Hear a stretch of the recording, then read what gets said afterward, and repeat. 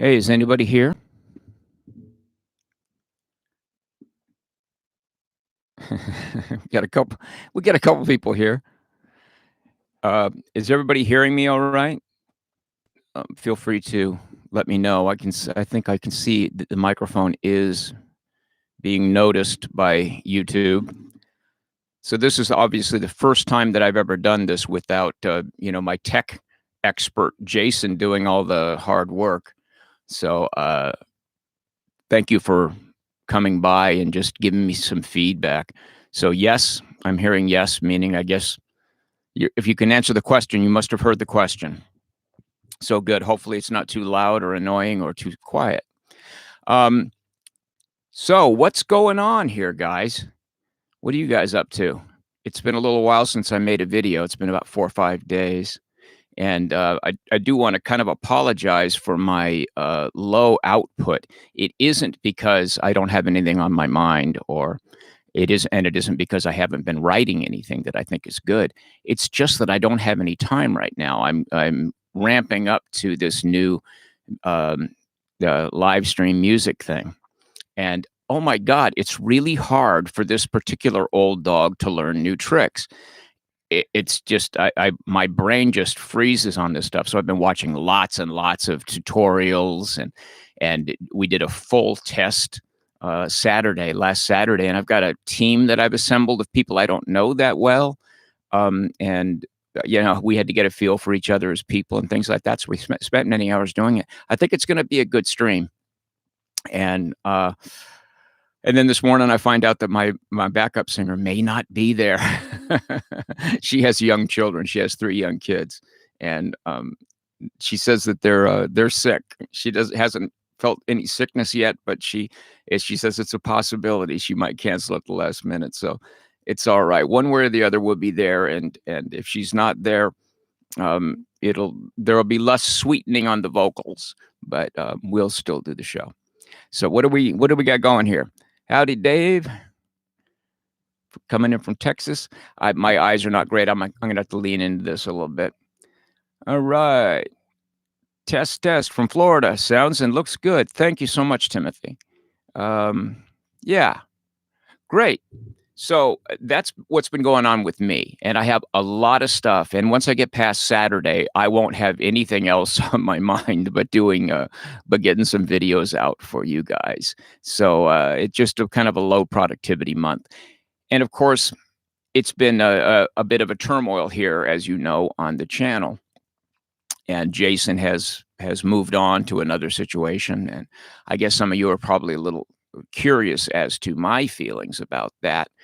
And I've been becoming a little bit less happy with the situation for quite a long time, and not anything to do with Jason. I mean, he and I are very good friends. He's really good at what he does. It's just that I've been very unhappy with knowing that I have something to do with a further polarization of the country, and it's really starting to hurt the country. I think we're getting to the place where we can't agree on anything. We don't trust our institutions.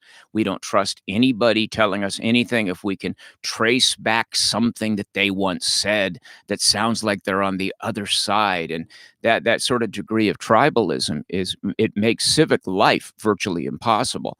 So one of the reasons that I'm going hard by getting my band back together and putting things to these shows and events that I've been doing together is civic life. It's really important that people are out there and they're humanizing one another, and you're in a room full of people and you go, I like all these people here. I'm guessing that some of them canceled out my vote last time, but you know what? They're decent people. Then you got something to talk about. And since I've been making this more agreeable stance, I'm coming from a more of a agreeable conservative place rather than a conservative who's a little bit on the attack.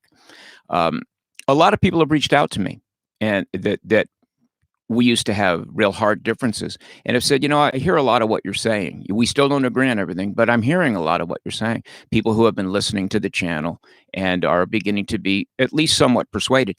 And as Bill Whittle said when we were speaking a while back, our job isn't to convince them of any particular bit of ideology or even legislation. Our job is to convince them of our own humanity, because that's been the main tool against us, is people that, you know, dehumanize us and say that we're either not smart or we're not kind or whatever it is, that we don't care about other people. And it's hard to argue against that sort of thing because, as you know, we hear about the other side mainly from each other. You know, we go if we go on you go on your favorite AM radio station or Tucker Carlson or whatever, and they tell you a version of what's happening on the other side, but they don't give you the full context because they want you to feel angry and therefore engaged in what they're doing and to tune into them next night. You know, if you keep people filled with anguish, they don't dare tune out because they're afraid they're going to miss something and they're going to wake up and their jackboots will be kicking down the door. Uh, I mean, that's a perfect example. When Joe Biden said that he's thinking, well, we're going to try to go door to door and offer people the vaccine. Immediately that became, Biden's going to kick your door down and force a vaccine into your arm. And of course, he never said that. And we can have the conversation about, well, is that overreach to go door to door? I don't know, because obviously I don't think that the pandemic is as serious as some people do. An 80-year-old guy might think it's a lot more serious than a guy my age who's in relatively good health. So it's been very difficult, and the fact that we won't trust each other is what's made the sources of information so unreliable. If they're polarized, even the scientists, if they're all polarized, they are going to. Can you see? Should I be bringing this up or anything? You probably see some of my stuff on the top of the page. I don't know, pages I've been on and whatnot. But if they are in a bubble and they're not hearing anything outside their bubble, well, then we can't really trust them. And then they don't trust us and they don't take us seriously enough to bother explaining it properly, or maybe even respect us enough that they make double sure that they are giving us accurate information. So this I've been digging in a lot into sort of like unbiased news sites that just kind of give me some headlines, and also some that are really being intentional about it. Like there's two that I've been listening to a lot, Tangle News, and I'm gonna invite the founder of Tangle News on, and hopefully he'll speak with me. His name is Isaac Saul, young guy, and what he does is he presents a story, and then he outlines what the story is, what everyone sort of the agreed upon shape of the story, and then he gives the left wing view, and then he gives the right wing view, and then he gives his own opinion, which is sort of roughly center right, and he's transparent about his own biases. And I just think, wow, what care he takes with that, and he's accurate. He has people that he can talk to that make sure it's accurate, that he's not misrepresenting how the left feels about it or how the right feels about it. He's accurate in that way. And I got turned on by him to a thing called Ground News, which is a sort of a news aggregator. And what they do is they post all these stories. I wish I could show you a screen share of this. I've got them open on my thing, but I'm afraid I'll somehow ruin the stream if I try to do that. But what they do is they aggregate stories from all over the world, and major news sources, and right there they have the bias listed. They have okay, here's one that's mostly blue, here's one mostly red, and here's one that's right about in the middle, and so you can go down there, and I can then go and I can read a story that's being reported by the hard left, and then I can read one that's being reported by the hard right, and you could just see the differences striking with it, how they come at it. And this is the thing that I've been really frightened of on this since about 2018, when I saw the original viewers of this channel, who seem to be really open-minded kind of people, the people that I met when I toured around the country in my van in 2017, just guys you'd get in conversations with in a coffee house or at a gas pump sometimes. you know, guys like me, you know, driving a work truck, and none of them seemed terribly political. They seemed, you know, they seemed you couldn't really get them to talk about politics all that much. They were family, church-going kinds of people, and reasonable and logical type of folks. They weren't all dug in with their opinion already ready by the time they start hearing each story, you know, and but then I just watched it change over time. And this is a thing called audience capture that happens on YouTube is people will find you if you do a couple of videos that sort of affirm their biases or, you know, I mean, because everybody, even the most biased among us are right sometimes. And we've got it straight on that particular issue, or else I got it wrong. And whatever it was, they were happy with my opinion, and we'd get a big burst of subscribership. And then the comments would just be, I'd do something where I was, say I did a story on AOC or something like that. And I think you remember when I did the story about her at at the border and ripping on the border police. I was very strongly scolding her, but as maybe an uncle would. I wasn't hating on her, but then you look at the comments thread and it's filled with hatred for this young woman who just by dint of her youth is going to be wrong on most things. I was when I was her age.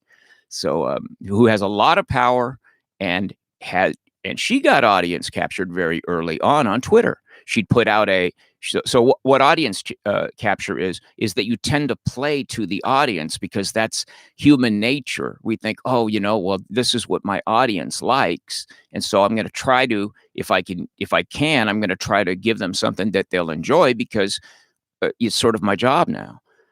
And so she was audience captured by the hard left on Twitter. And then she gets into office. And so now she has to kind of resist learning anything that would cause her to lose her base. And you see this happening, particularly right now. You can see it happening on Scott Adams' thing, because a year or so ago, Scott Adams, I started listening to him on occasion. And he was calling himself to the left of Bernie Sanders, but he had not criticized Trump over every issue. So all of his fellow progressives just left, and a whole bunch of conservatives came in. And now he's more or less pandering to the right, you know. And you look at his columns thread, you look at his comments thread, and there's just no liberals there anymore. He's now a guy who calls himself a progressive, pleasing a conservative fan base. And now he's stuck with these, you know, sort of having to go along with the anti-vax thing that is so taken root on the hard, intractable right. So I don't want anybody to be hard or intractable. You know, to me, that's not a conservative standpoint. You know, that to me, uh, co- conservatism is, in my view, it's the handbook of things that work. You know, that we figure that people have tried, and over a period of time, they work better than the alternative. That's the conservative view, in my view. And if you find something that now doesn't work better anymore because of technology or the way the world has changed, or you know, the way the culture has evolved or whatever, and you then take a more moderate stance on it because that would work better, that's still the conservative view because it's the thing that's working better. It seems to me that it's that my idea of blue collar logic is the same thing. If you're on a job site, you do what works. If you're building a building and you look at a blueprint and you find a mistake, you fix the mistake and you build the building right. You don't build the building according to something that you know will make it less safe. So that's blue collar logic. It's looking at things, trying to be open minded, hear both sides, and go, you know, in my inkling of human nature, that stuff just isn't going to work. And that I was running to that all the time when I still considered myself basically a liberal. I just was running into it all the time. All of this woke stuff just simply is not in keeping with human nature. So I had to drift away from that, and I ended up sort of surrounded by these sort of middle of the country, flyover country type people who I found to be very sensible. And then over time, I found out that the common sense had disappeared from our channel in large part. So that's why I've gone through this period of time where Like last month, we lost over 4,000 subscribers. So, so why did Jason leave? That's a long way of coming around to. Thank you for letting me chat for a minute. Um, so why did Jason leave? It's because Jason's not unhappy with with doing that. He sees things from a more of a mainstream conservative standpoint, and and I don't. I see it from my own standpoint that sometimes coincides with mainstream conservative views and sometimes doesn't. And I just think that that's what it means to be an individual, and to be part of an individualist ideology means that you're going to, even the people that you most often agree with, you're going to sometimes disagree with. So anyway, he's doing well, but he's working really hard, and he just had a baby. I don't know if he's told you guys on his channel yet that they've had a baby, but his son arrived Friday, healthy, happy. I'm not gonna give you the kid's name or anything like that. That's for Jason to do, but, his wife did everything on the natch, and everything went well. So, good for them. I'm telling you, I wouldn't wanna be looking down the barrel of the next 18 years raising a kid right now. So, it takes strength of character to take that on, I think, and, to start a family these days.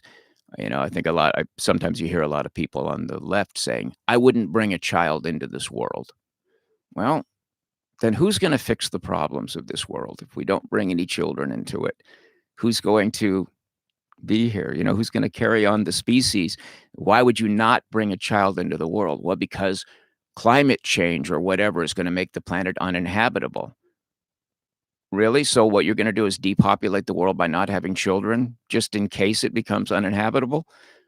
The problem with uninhabitable means that it wipes out the human species. Well, if you stop breeding, you just do the same thing. I don't know. Call me logical. But anyway, so what else? So I don't want to dig into too much of the news. I did want to talk about the vaccine just a wee little bit here. The Pfizer vaccine now has full approval, as in my piece a week ago predicted that it would. I had a feeling it was like any day now, and I said I was confident that that would happen soon, and it happened yesterday. So um, apparently, I chose right. I was leaning toward the Pfizer vaccine. I specifically asked for the Pfizer vaccine when I got vaccinated, and that's the one that has reached full approval first. So um, I sometimes think about those thousands and thousands of people who are in all those tests that were taking a vaccine they knew so little about, and I think of that as what is that? Is that foolhardy, or is that somewhat heroic? I think of that a little bit like storming a beach, risking your ass so the guys behind you can pull up and carry out the occupation. Um, anyway, I props to those people, and uh,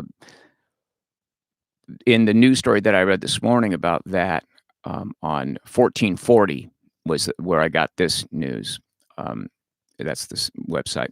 Um, they said that they expect that polls have been predicting that about a third of the non-vaccinated people will now get vaccinated because of full approval. So, I'm not going to get into saying whether you should get vaccinated or not, but I think that people who would like to get vaccinated and for some reason are afraid to get it because of the full approval thing, I'm glad to know that they will be able to do it with more confidence, because we're up to about 150,000 um, on a rolling 7-day average. I wonder if I've got that here. Um, this is where we are according to the world in data. I don't know if you can see that. I don't know if so if you see that, we are at the highest place that we've been since last February. So we're at a sort of a rolling 7-day average of about 150,000 a day. And deaths, and then the light comes back on.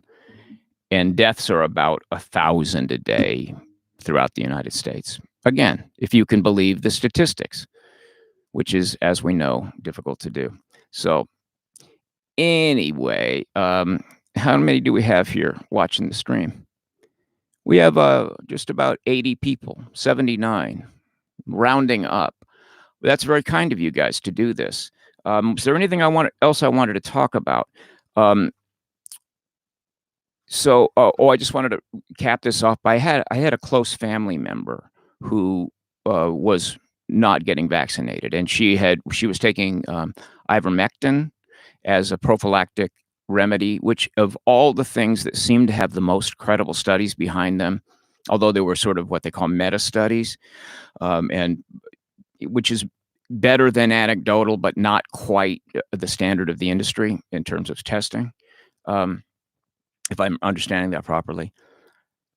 And this was somewhat around the Brett Weinstein channel, the Dark Horse podcast. And he and his wife are another couple of progressives who have been on the side of Donald Trump on occasion and against the forces of woke very strongly.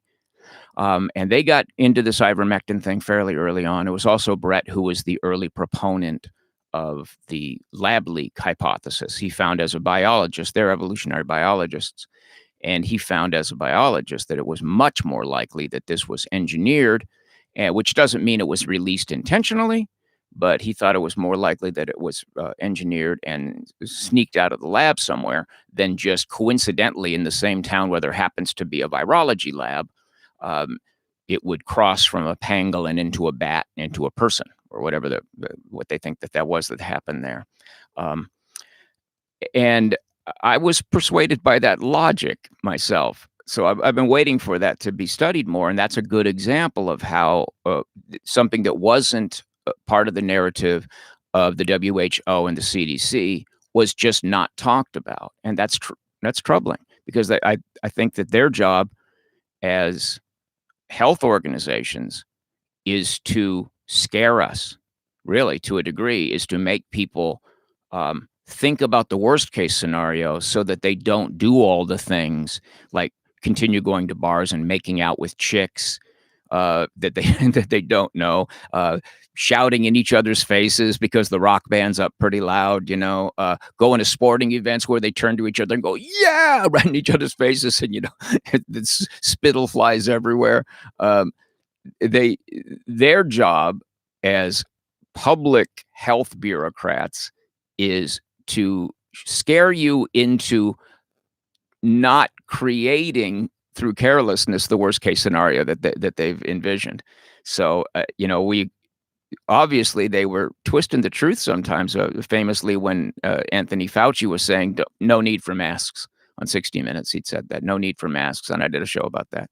And at the time, I was saying, well, shouldn't we be wearing masks rather than shutting down businesses? No, we're fine. We're just going to shut down businesses.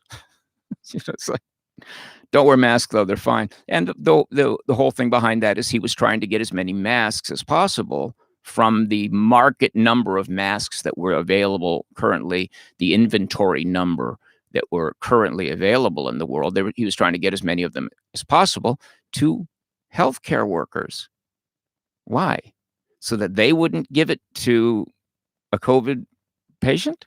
No, it was so they wouldn't get it from a COVID patient. So basically, he was lying to us for, in his mind, the better good.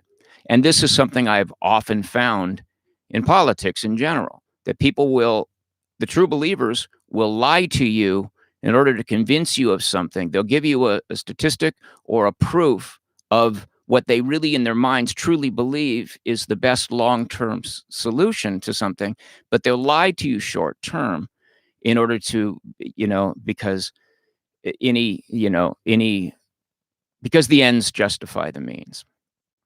So of course we got to a place where we were distrustful of all those folks. And you stack that on top of the distrust around the elections, but this is two distinct examples of two sort of institutions. Our relationship with science and medical science in specific. Who do we need to trust more than medical science? I mean, any of us could come down with a serious disease today, And if you can't trust regular medical science, if you're gonna say, "Because I have these suspicions, now I'm going to make the leap," and I've had some conversations with anti-vax people where they believe that basically every healthcare professional in the country who says, "Yeah, I think the vaccinations are great," um, is lying to them or a dupe and hasn't done their research right. Well, that doesn't make you feel very good if you get a disease tomorrow and you're gonna go, "Well, this is the same doctor whose advice I wouldn't take about vaccinations. Why should I believe in cancer? Maybe they're just trying to get me in there and take something out that's not even there just to make some money." So these are problems when the institutions and our trust in the institution starts breaking down, as it has now profoundly done. We're in trouble as a society. That's worse than us not believing each other to be trustworthy. If we can't trust our institutions, like we saw last summer, people thinking they can no longer trust police departments. And if you can't trust the people that you call to take care to protect you from the bad guys, who do you trust? Who's gonna where's the protection coming from? And now we many of us no longer trust our election system. Well, that's how we get the government that is tasked with doing our will. They're supposed to go down there to Washington and represent us from our district, the people, the way we think that life should be done. We send them to fight for the viewpoint that has taken hold in the particular little district that has elected them and sent them to DC. And if we can't trust government in general, we're unrepresented entirely. We're unprotected if we can't trust medical science. So this is dangerous stuff. We got to be really careful that we don't leap to every conclusion possible when what we really are is a little suspicious of a drug that hasn't had full approval. Anyway, I'll move on from that just to say that a very close family member who was doing the ivermectin thing, largely I think influenced by Brett Weinstein, um, I talked to her the other day and she said, I decided to go ahead and get vaxxed. And I said, well, what changed your mind on that? And she said that her personal physician, who she does know, and she knows that personal physician takes her health very seriously, um, wrote a letter to all of the physician's patients and said, look, I've looked at this from every angle I possibly can. I think that the safe thing to do is to get vaccinated if you haven't. Didn't lay any head trips on them. And she has enough. My family member has enough uh, trust in this doctor to say, well, that's good enough for me. And she went and got it done. So, you know, nothing is ever perfectly known to any of us. So we just have to make our best inkling of what is best to do in our own situation and do it. So, I don't know about how you guys feel about Afghanistan. I wrote a piece on it, and I just haven't had the time to get it done, to take the whole day that it takes to make a video and do the editing and get all the pictures together and things like that, and do the very slow editing that I'm famous for. I just haven't had time to get it done. But am I the only guy in the country that thinks we shouldn't have left Afghanistan? That's kind of the thing I'm going, well, everyone's talking about how best to have left Afghanistan, but I don't hear anybody really saying that, well, maybe we should have stayed. In 2020, we lost 9 GIs, 9. 5 times that many were killed protecting American cities. Now, I understand it was a big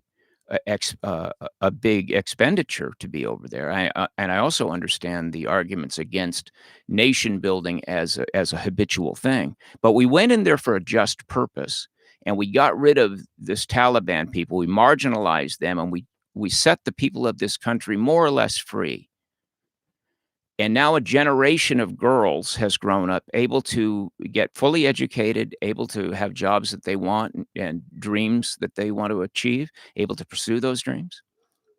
And now we're going to hand them over to these religious extremists from the 7th century who are doing this, who are doing like an sort of an unimproved version of what this Muhammad guy came up with in a cave, you know, I don't think that's what we should be doing because we had achieved peace.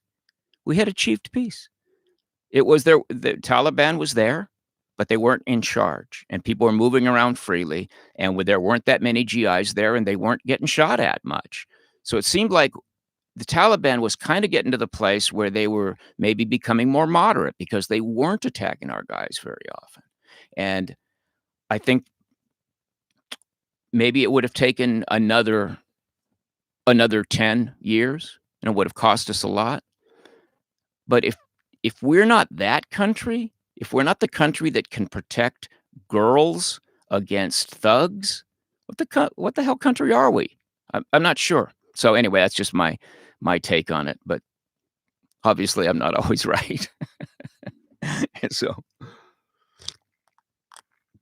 what do we got here in the questions? I can't really see those against this black background. I'm gonna see if I can change this to a different thing. We should not have left. We haven't left Germany, Japan, or Korea. Yeah. Why do people yeah, exactly. Yeah, and then stop forcing our ways on foreign people. I completely get that. If the aliens are watching, I think they prefer how China is doing things instead of us. That's yeah, yeah. China's a thing, man. China's a real thing. Um, Trough Records. Hey, man. I've been screaming that we should have stayed in Afghanistan since leaving was proposed. It's a strategic mistake. We're now at risk of terrorism in this country. That is a very good friend of mine weighing in, and he and I have not spoken since this thing happened, and I don't believe that I've heard him say that.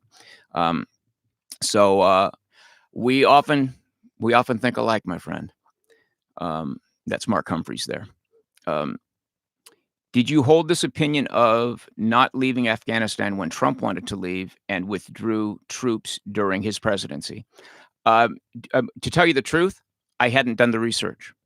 I hadn't dug in, and this past week, I spent, every spare minute that I wasn't, chasing after this new technology, reading up on it, and I don't think I was aware because Trump was selling it to us as I'm sorry if I seem to be evading the question, but the truth is that I wasn't really thinking about it very much. There was so much other things going on in my life. I knew that this was going on.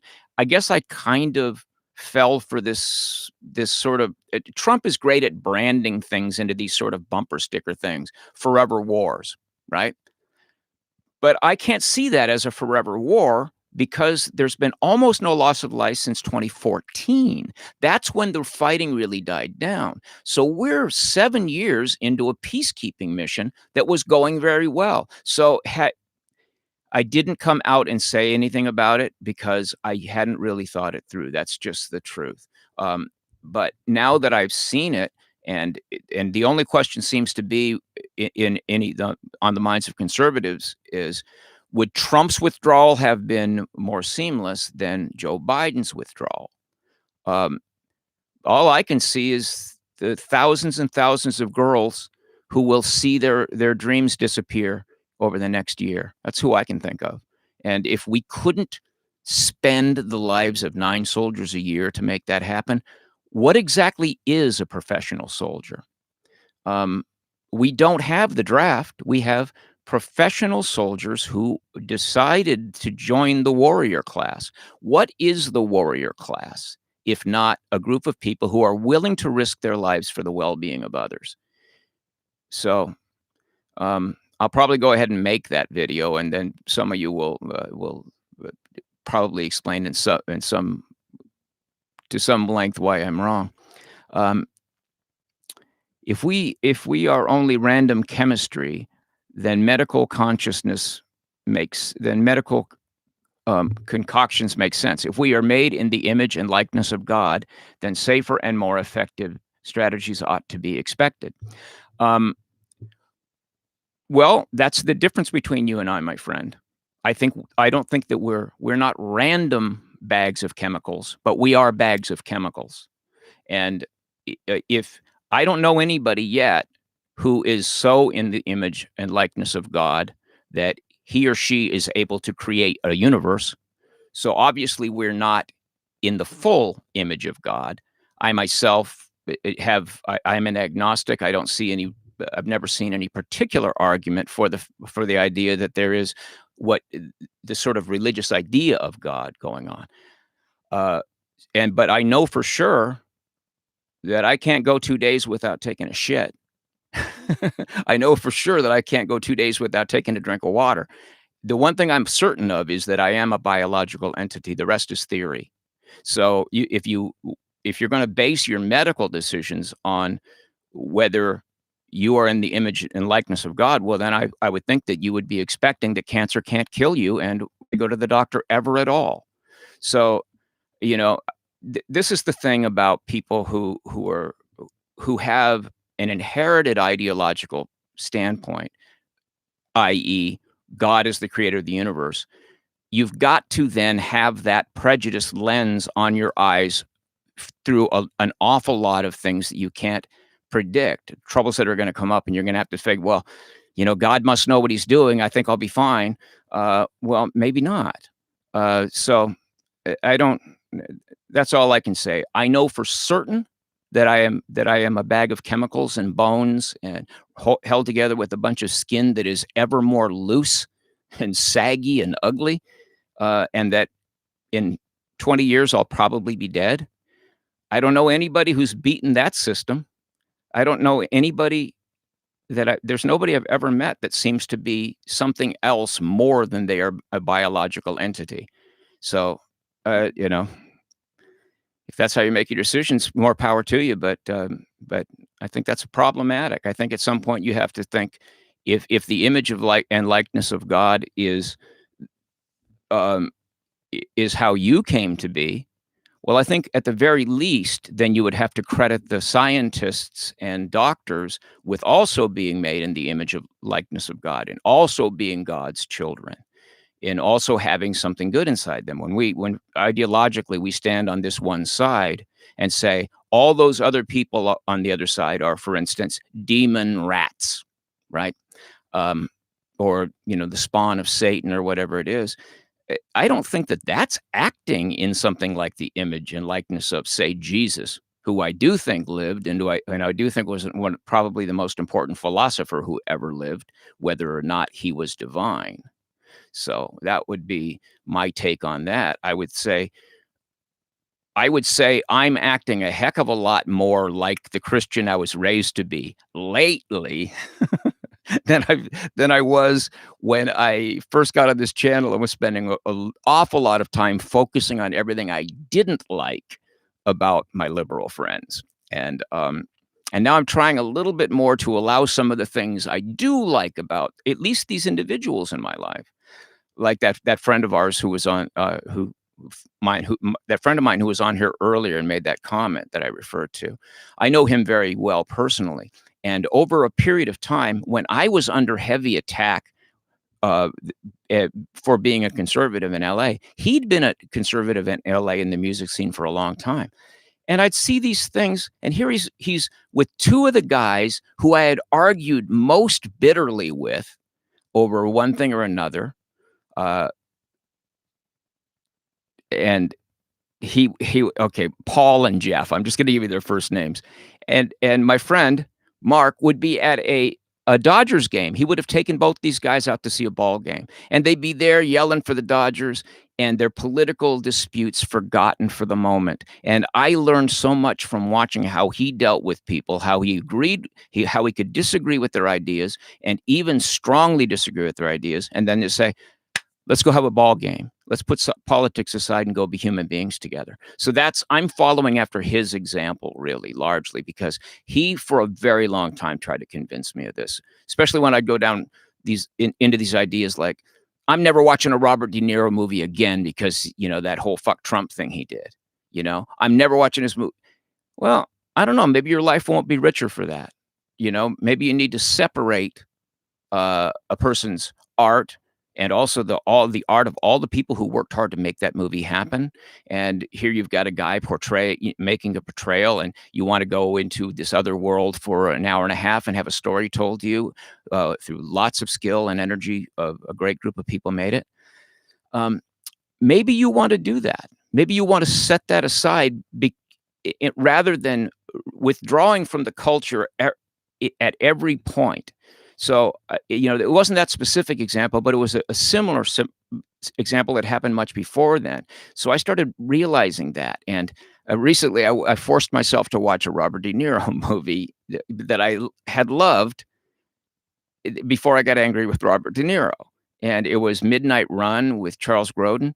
And there's a few places in there where there's such nuance on his face that I think he truly is a gifted actor who I disagree with politically and can sometimes be a douchebag, as can I. So it just this withdrawing from any sort of way of appreciating people because they disagree with you on one or two points is prejudice. That's what that is. It's being prejudiced against somebody based on one thing. Now you're going to be just generally prejudiced not only against them, but if everybody that they made a movie with, or if everybody who's in the rock band, because I can't go see that again, I can't go see Springsteen in concert or whatever. That thing that I did about Bruce Springsteen a couple of years ago, that was a very popular video. I was comparing Springsteen's worldview and view of this country to Chuck Berry's view of this country, because I saw them as really tightly analogous. Each was a major star in his own epic in American history, and they both seem to represent the overarching view that was dominant at the culture at the time. And so I made this analogy I made this comparison of the two of them. And there were so many comments. "I hate Springsteen. I've always hated Springsteen." No, no, no, you kinda missed the point. I didn't say I hated Bruce Springsteen. I said he's wrong about his worldview of America, this dark feeling that, that everybody who grows up and works in a factory town or something like that, and gets in a marriage is somehow stuck and trapped by a failing American dream. I don't think that that's true. I think that that's a false notion being handed out from a guy who lives in mansions. And so, but I don't hate him. You know what I mean? Okay, wait a minute. There's Trough Records back in. Yeah. Thanks, brother. I love you, man. So we got a pretty good crowd here. It's way more than I thought we'd have. 100 and how much? What is that? 188 people are here. I feel very self-conscious that I'm doing all the talking here. Let me see if I can get a couple of questions. So many people claiming that others are claiming unknowable knowledge by declaring knowledge unknowable. That is isn't that kind of the postmodernist problem? That was Castonius Prime. I think that that's a real problem, and I think that that's the problem that Jordan Peterson has been talking about so much in recent years. The postmodernist idea, as promulgated by the postmodernist philosophers like Foucault and people like that there is no way of knowing anything, so don't bother. Right? That's that sort of nihilistic, fatalistic worldview that there is no such thing as a fact. There is therefore no such thing as a moral absolute. And I can't live that way. I have, and I'm the first to say, even though I myself am an agnostic as to the existence of God, I'm a strong supporter of the idea that the story, as told biblically, where you have first the punishing God, the vengeful punishing God, who is later, and then Jesus, another aspect of that same God, comes in and becomes dominant, who is his main thing is not punishing, but forgiveness. So you put those two things together, you have sort of the combination that is proper tribal, that is the way that tribal people live properly in civilization. That you have to be justly punishing, but you also have to be justly forgiving. And then what ties this together, right? So in my view, I think the Trinity is here as a sort of great example for us, and a sort of a great analog that we can look at. What holds it all together is the Holy Spirit. So right now we have conservatives who want to do things as they've been done unless there is a very strong set of reasons for changing it. And then if we do change it, they want to do so gradually, speaking for myself. Then we have these people who want to change everything. They're sort of wired that way. They want to change everything, right? And the best society puts these two in constant uh, conversation with one another, in constant dialogue with each other over every issue. So that if it's one of those things where you really do have to change it because so many things have changed around us that the old thing isn't working as well anymore, that they will make the case and the person will go, "Hey, well, I got it. We'll do a little, we'll do a little bit of gradual change here." Or if they're completely over the top with this thing and that what they're doing won't work, they need to be reminded of people who are very grounded in human nature, conservatives. So what holds that together? Goodwill. Goodwill is the Holy Spirit, in my view, the uniting energy, just the uniting energy that might wrap together the validity of a rule-based, firm, strict, punishing God and a forgiving, sort of nurturing, err on the side of kindness kind of God. Pull those things together with the Holy Spirit. You could pull the conservative and the liberal minds together with goodwill. But it's a hard thing to promulgate if we're all yelling at each other accusatorily constantly, all the time.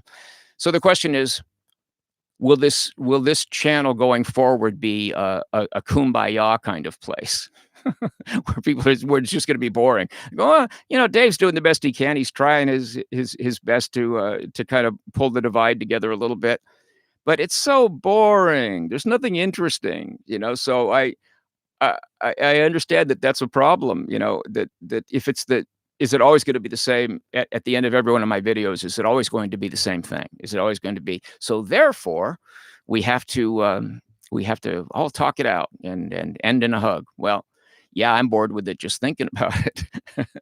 So, that's the challenge I have is to make it be an interesting channel, that doesn't shrink from criticism, but sometimes that criticism is gonna be aimed at, uh, people who vote like I do, and sometimes most times it's gonna be people who vote not like I do because they're the people whose ideology I already belonged to and left because it failed, because it was failing. So I don't see myself going anywhere, uh, across the line into left-wingism, left-wing land. Uh, that's not gonna happen because I was already over there. It's like trying to get back into a relationship that, you already went through 3 times and failed each time, "Okay, I'm not supposed to be there."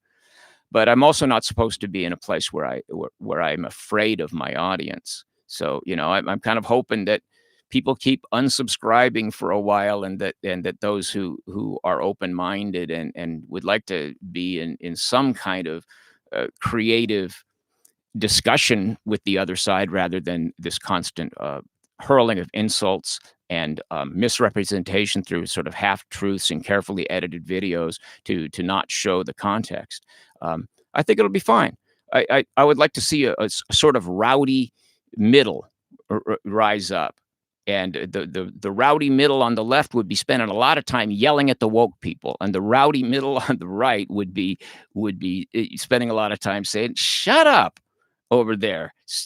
Stop being a cartoon character conservative, read a book, learn a thing. Don't just be wandering around blabbing the stuff that you heard on some video last night and just echoing it. Echo chambers are sick wherever you run into them."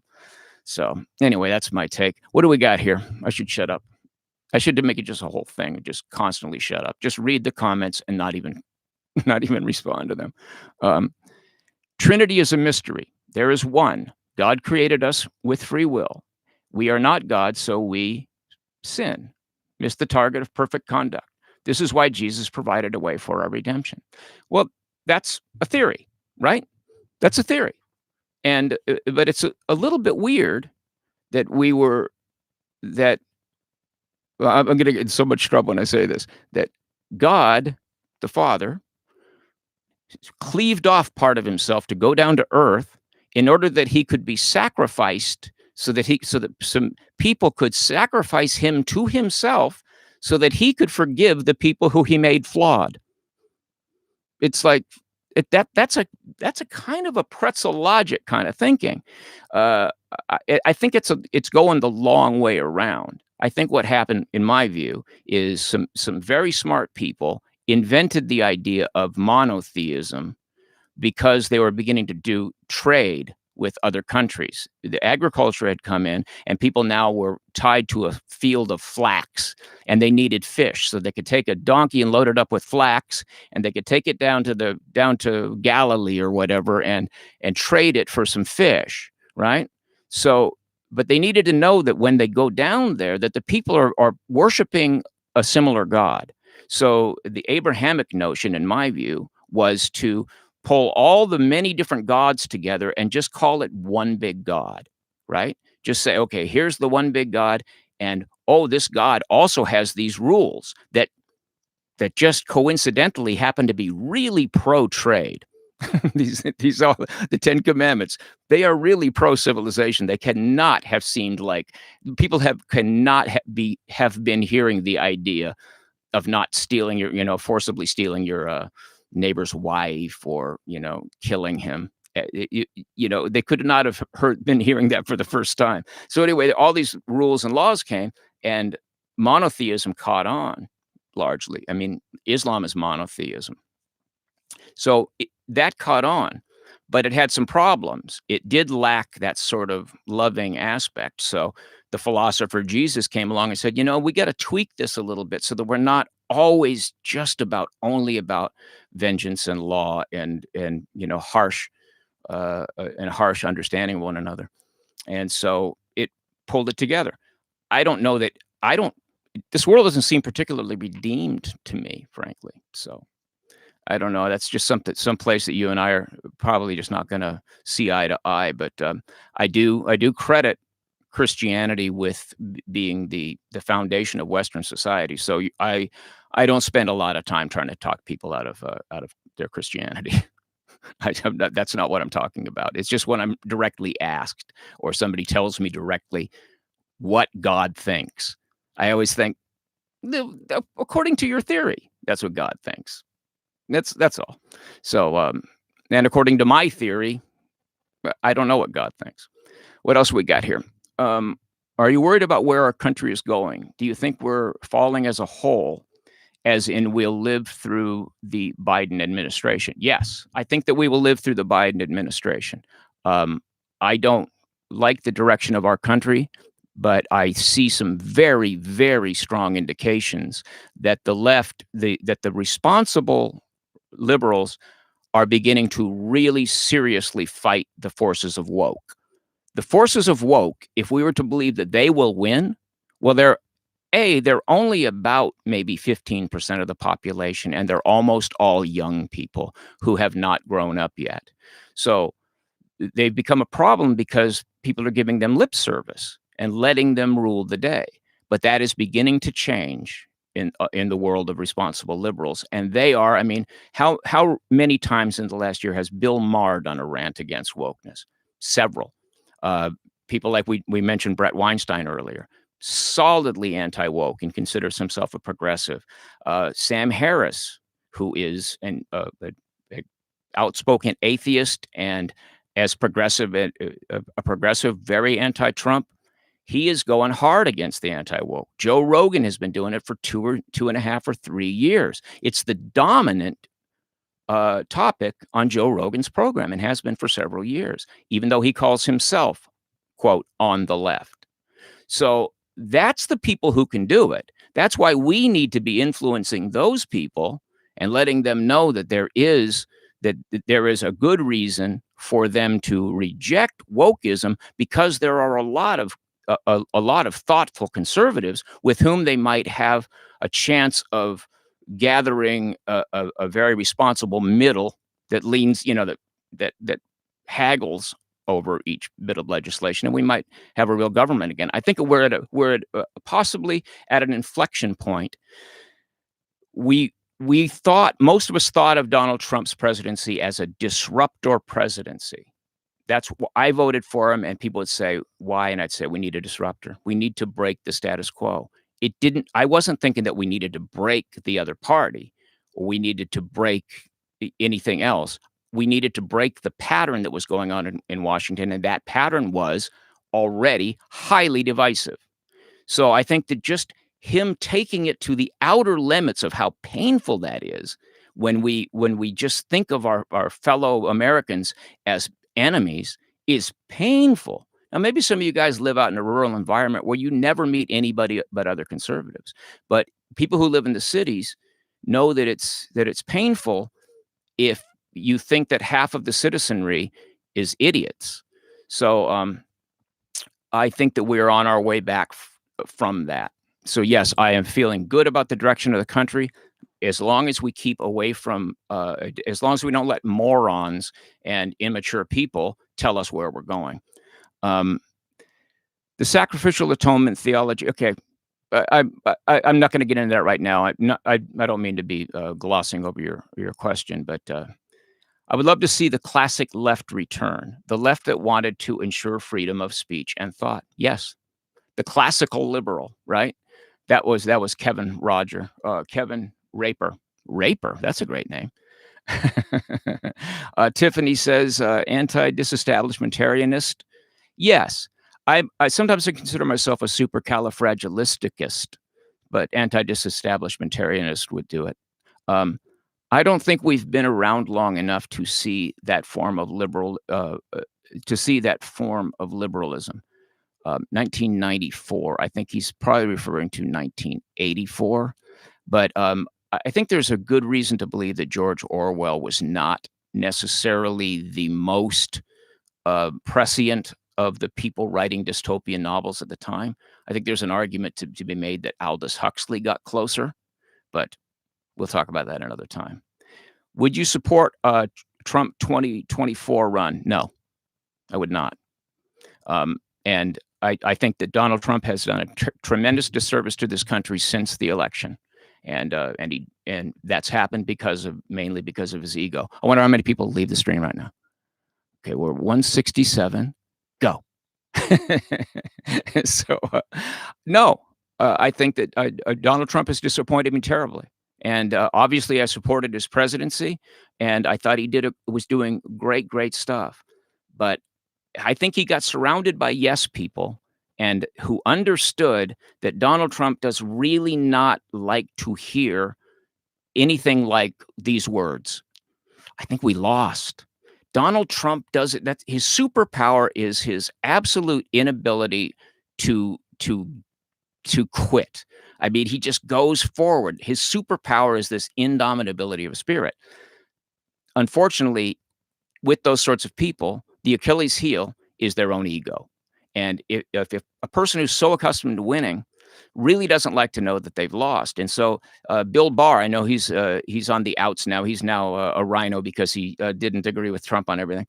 But Bill Barr had a very interesting uh, interview where he said that Trump. He says that he thinks that Trump, in a sense, got gaslighted by the people that were close to him because they were enjoying this celebrity now for the first time. They were getting to go on Fox News all the time and things like that, and they realized that the stolen election thing was sticky. But it had it had the power to be a sticky narrative that would stick, and so they went with that, and they started telling him all this stuff, knowing that he was susceptible to that sort of stuff because of his ego.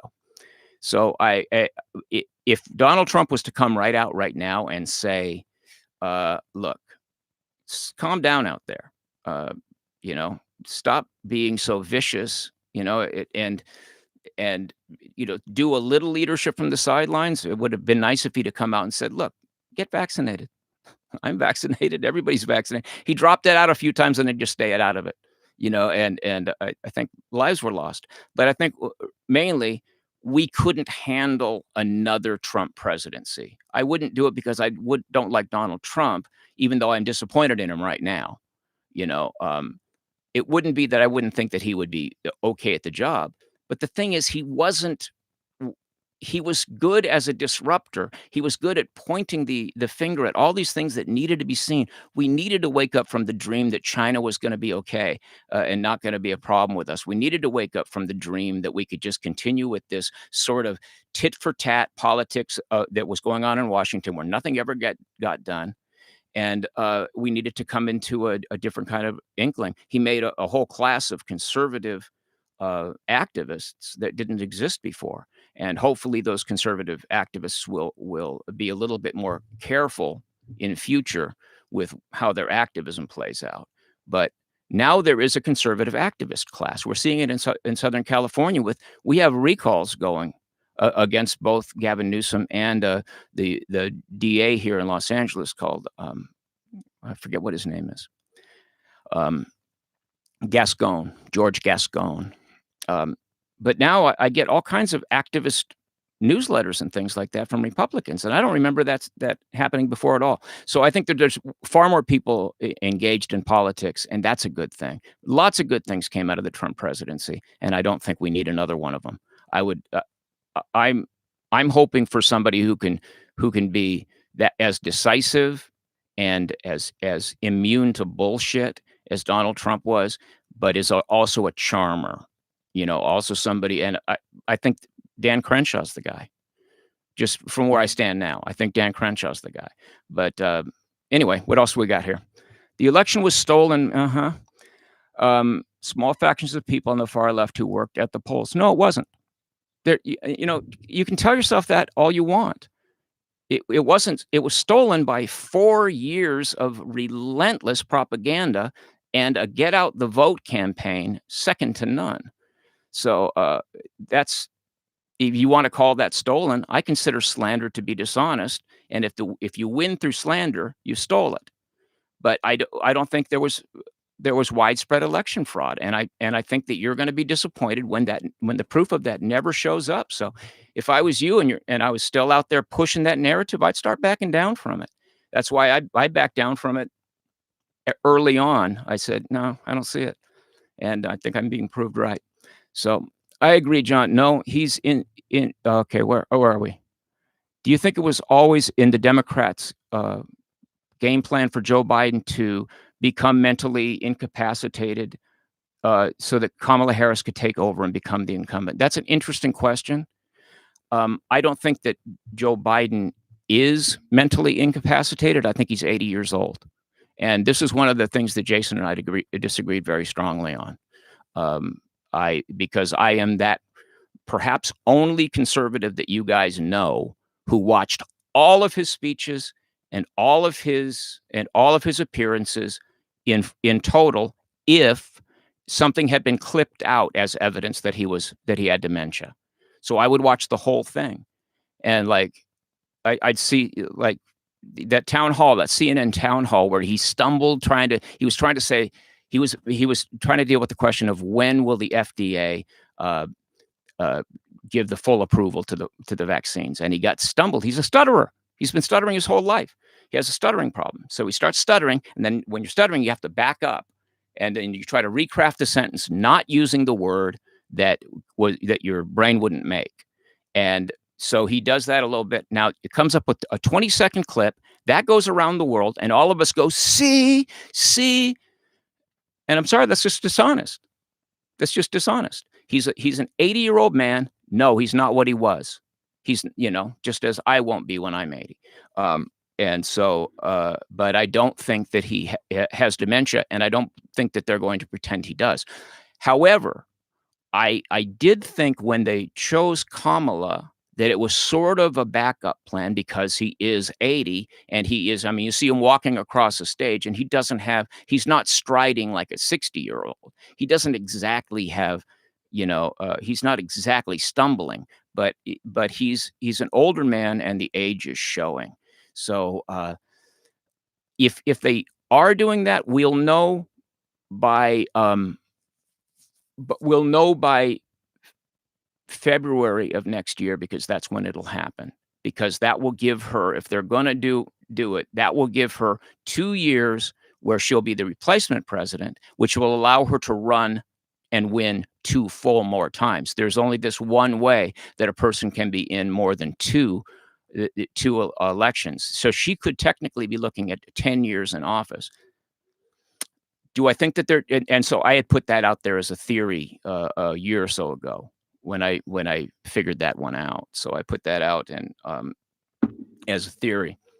But I'm not sure that they'll do that because the problem with Kamala exists as it always has been. She's not likable. She's just not likable. And I think that the Democrats learned one thing from Hillary Clinton. You can't elect a woman president who is not likable. It's such a thing to overcome being the first woman president in the first place. So anyway, um, exactly, DC Tune. They chose Kamala because she ticked all the boxes. Is that Democratic? That's I think that's probably what everyone does when they choose a vice president. I don't know if that's Democratic. I remember when you said that, Dave. Thank you. Um, Iggy and Pop, all the best, Dave. I enjoyed you immensely for a couple of years. Thanks. God bless you. Thank you. I appreciate that. Uh, Dave, you are incredibly delusional if you don't see Biden's brain issues. Way beyond age, and Trump is still the only candidate strong enough to get us on track. You're becoming brainwashed. Well, that was David Mack. Okay, David, fair enough. I mean, you're welcome to disagree with me, and you did so more or less politely. Um, I would, if you and I were sitting in the same room right now, I would say to your face, I bet you haven't watched. For instance, the thing where you said you ain't black at the end of that was a 50-minute interview.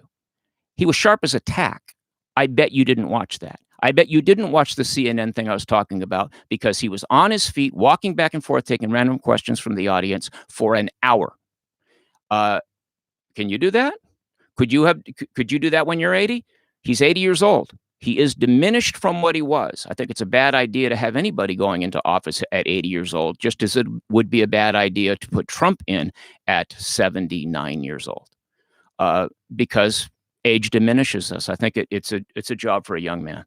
And I will admit that Trump is unusually energetic for a man his age, but he's overweight and nobody escapes time.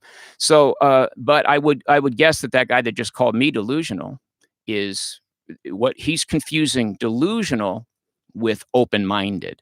And I looked at it with I did not vote for Biden. I would not vote for Biden, but I don't want to base my ideas on no evidence. So when I looked at the evidence, I saw the evidence of a guy who is mainly cognizant, especially in the CNN thing, the CNN town hall. If you watch it, you'll see it happening around between about 20 minutes in and about 35 minutes in, where he really comes, what we used to call when we rode dirt bikes, we used to call it getting on the pipe.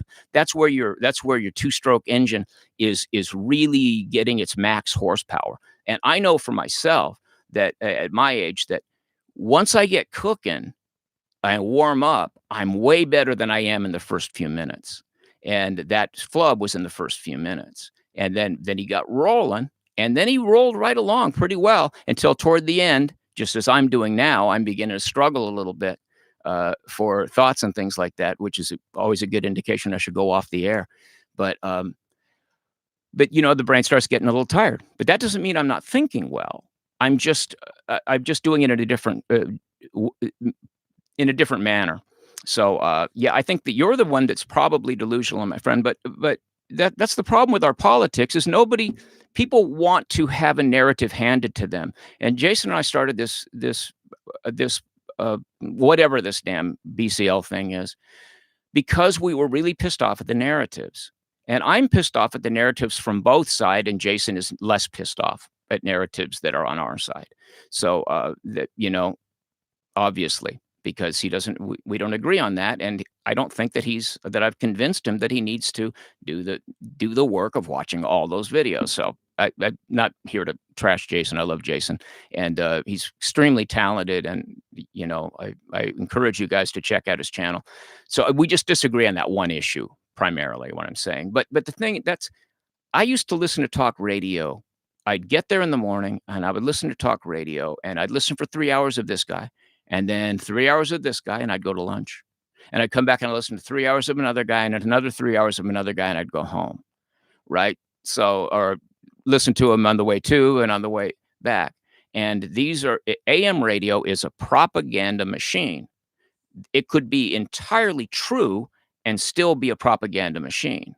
And overall, they are representing my values better than NPR is representing my values, which is also a propaganda machine.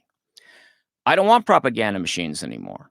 I don't wanna be propagandized. I wanna be allowed to decide, to have I wanna have sources that I can trust that to give me the unbiased news information. I wanna watch entire videos rather than the clips of them, and I wanna make up my own mind and not be part of a group think, because the group think on the right is almost as disturbing to me as the group think on the left. The fact that they're mostly group thinking about things that I agree with doesn't give me much comfort. So, yeah, all right. Do you think that wall of naivete that wall of naivete was broke down enough so much so another 4 years of Trump is not needed anymore? Is it possible for most people to vote by their brains and not their hearts? Thank you, John. John Polak. Yes, I think that the Trump era is rightly over. Let me make an analogy. When my marriage ended, it was very troubling to me and her, that and after about a year, I called her up and I said, "What if we reframe this and not think of this as a failed marriage, but a completed marriage?" I think that we saw each other, we knew we needed each other, we made these 2 beautiful children, we had 15 years of good times, and now we need to go be by ourselves for a while, and so we did that, we changed the thing, and we became friends because we accepted that as they say in the biblical passage that was later turned into a song by the Byrds, to everything turn, there is a season.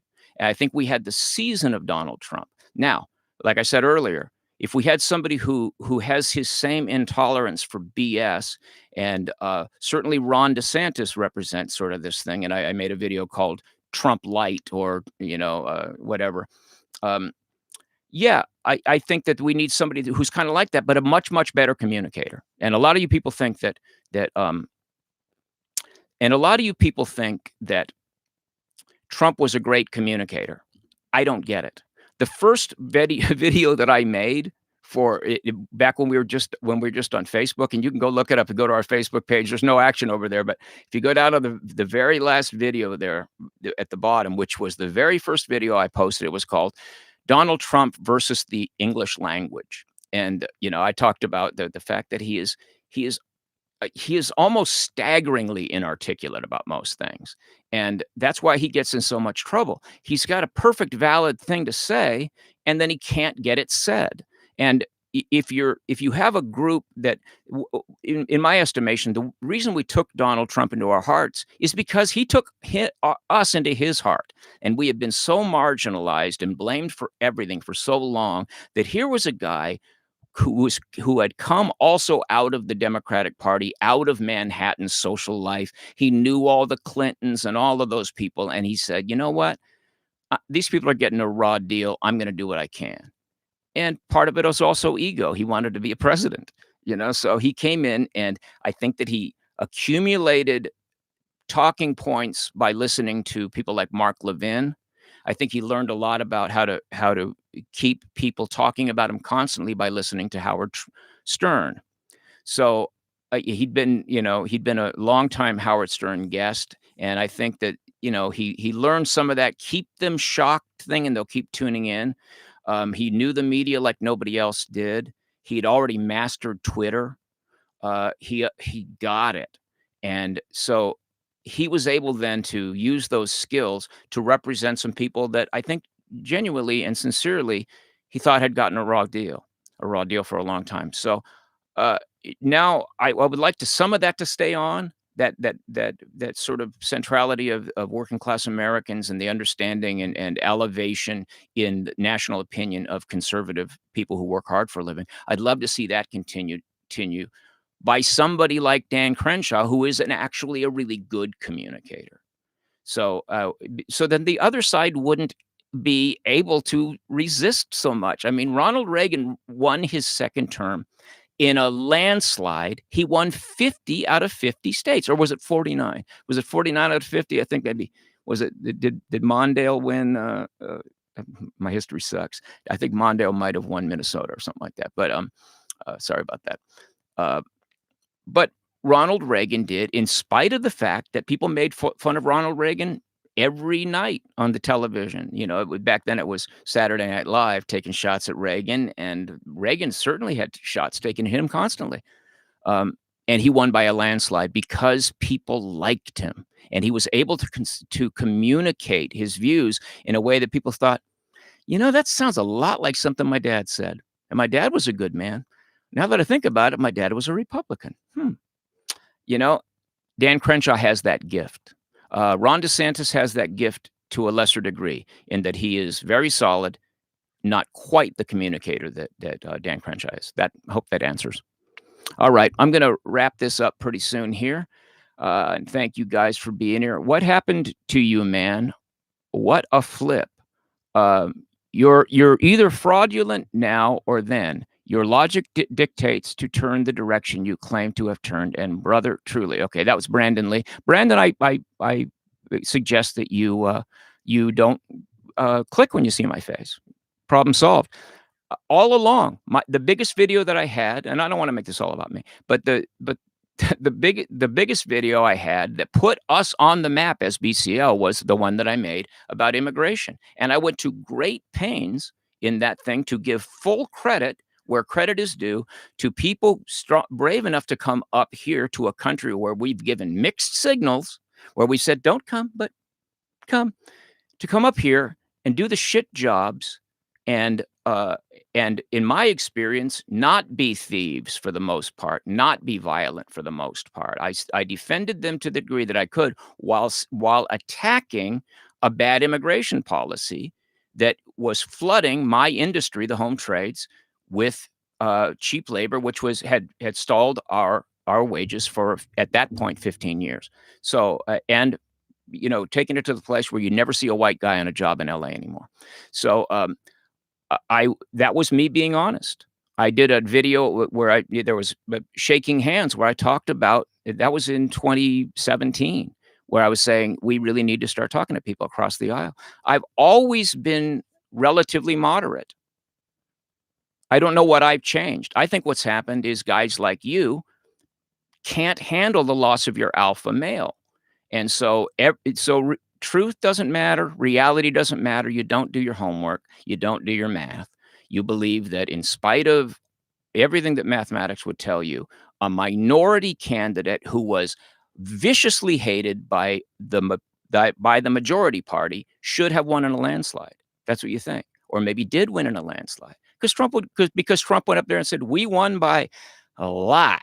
I mean, in his own inimitably inarticulate way, he just reduces things to just a claim as opposed to any sort of factual basis. So, yeah, if you think I'm a turncoat because the guy that I voted for twice lost, and I have the balls to admit it, you think that I am somehow by saying things that has cost me, my partner here, and half my viewers.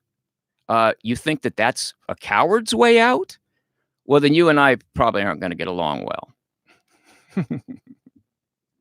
So anyway, I like to hear other views. It helps me ground my own beliefs. I'm with you. And it often, if you're on the right side of things, I used to always say, the truth doesn't fear an argument, but bullshit does. And I have believed in bullshit a number of times that I just didn't do my thinking on, just like I admitted earlier that I didn't do my thinking. I didn't do my research on the Afghanistan question. Kind of caught me looking. I didn't have a ready opinion. I had to do the reading afterwards, and I came up with what I think is my opinion. But I also admit that I'm still only a rookie on that opinion. But I agree with you that If you hold the right opinion, then an argument will just sharpen your opinion, and it will certainly teach you how to talk about your opinion. Now, I've been doing for 4 years, I've been writing these long essays, hundreds and hundreds and hundreds of them, some of which made it into videos and some of which didn't. It's a really good way to think things through. Thanks for the live stream. Now I will unsubscribe. And great. See you later. So this is what we have to do. If we're there's only one way to win long term. There's only one way to win long term for conservative values, and that is to move votes from the other side to our side. That's the only way to win. You can't win you will never change one mind by telling a person that they're stupid or evil. You will never change one mind. We know because they called us stupid and evil for a very long time. Did they change our minds? No. They hardened us into radicals, and we're hardening them into radicals.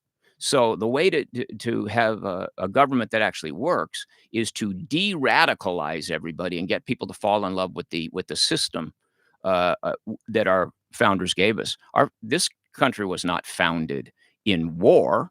It was we were separated from the British by war. The country was founded in compromise between all the people who were heavyweights in this country, hashing it out for months and years, going back and forth. No, that's terrible. And they finally pulled together through compromise, nobody getting everything that they wanted, and built a country that is based on ongoing compromise. Why did they build this system where they knew for certain people who didn't agree with each other would be there in the same room before any law could be passed? Because they know that that is the system by which good law comes, where everybody is forced to look at their own biases and their own prejudices. And if they can't convince the other side, then maybe they should possibly not be holding that idea with such determination. So anyway, we have to ask ourselves who we side with most, left or right. There's only two choices, and neither is perfect for anyone. Do the best you can do. I think right now we have four choices. There are now four major political parties. There is Wokistan, and then there's the reasonable left, and then there's the reasonable right, and there's Trumpistan. And Trumpistan and Wokistan, I'm sorry, I'm not paying attention to either of them anymore because they aren't holding themselves to any sort of standard of intellectual curiosity and or intellectual honesty. And I have much more in common with a moderate liberal, because that's a classical liberal. That is a free speech person. That's a person who is not following the woke brigade down the garden path. I have more in common with them than I do with the cartoon characters who have unsubscribed to me. And I'm not saying if you unsubscribe me, you're a cartoon character. If this just isn't for you, I don't want to act as if I'm so important that only an idiot would not be here. I'm sorry if that sounds egoish. But if people liked me when I agree with them and then hate me or call me a turncoat because I tell them something that's really hard for them to admit to, but is true maybe, the problem's with them, not with me. And I would really like for my threads in future to be a place where people aren't calling anybody a demon rat, where so that a liberal could hear one of my videos and go, this guy makes a lot of sense, and then they'd be on the thread. But if they go down the thread and it's just full of a whole bunch of people saying Trump won by a landslide, they're going to go, oh, this place is not for me. And they'll never return. They'll see my face again. And I won't have an opportunity to convince them of the viability of our values.